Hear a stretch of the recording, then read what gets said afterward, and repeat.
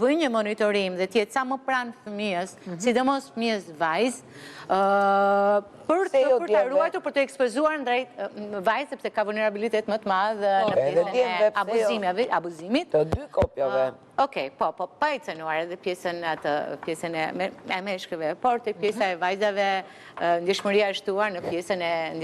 Ore, vajzat ngelesh ta zënë që ta themi këshu hap ta zifare, për mua, që brenda mureve të shtëpis dhe që marrëdhëniet seksuale të fillojnë në një moshë sa më të vonshme, ku psikoedukimi mbi marrëdhëniet seksuale është shumë e rëndësishme, qoftë në familje dhe më pas edhe në kurrikulat shkollore do ishte optimale që të standardizoheshin, të dukeshin normale, dhe jo anormale, mos t'ingollonin tabu, duhet organizuar një orë ndërgjegjësuese, pra ne kemi stafë psikosociale në shkolla, të cilët duhet bërë një orë ndërgjegjësuese me nxënësit për këtë. Pra, edhe të përfshirë kurrikulat e shkollave në nivelin akademik që edhe mësuesit me nxënësit, po nuk ka, tani Orian ti e mban mend në vitet 2000, para viteve 2000 kanë qenë epidemiologët që duhet ta shpjegojnë kur boj ora edukatës seksuale, djemt në nxirrnin jashtë dhe zyshat flisin vetëm me vajzat, e kupton tani? Sepse është kjo stigma që edhe mësuesit e kanë kompleks që flasin për këtë çështje.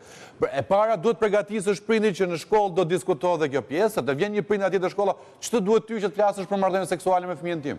Ti mendon se nuk ndodh? Atëre mund se ndodh, pra, edhe mësuesit kanë një pozitë të tillë. Si ka mundësi që kjo është një temë tabu në shoqërinë shqiptare, nuk flitet, dhe në këtë moment njerëzit po na shikojnë thonë, pse këtu ka ngelur puna? As në familje, jo se kjo ka të bëjë me çështjen e kodit. Por edhe sot, ne kemi 100 halle, sot ju na flisni Jo, kemi 100 halle. Problemi është që hallet e tjera s'të lush ta xhon o vlla. Nuk është vetëm nuk ta bim barkun kaq. Është lidhur edhe me formimin, me identitetin, me personalitetin, me mirësinë emocionale. Po se di njerëzit çfarë do mirë, se prandaj e pyet Jornela sa kushton heshtja. Erion, unë kam shumë, sa kushton heshtja? Sa ka rënë pragu në moshën 13 vjeç. Kjo është heshtja. Unë të them, kam shëtitur... E kuptuat ju që na shikoni pse e bëjmë?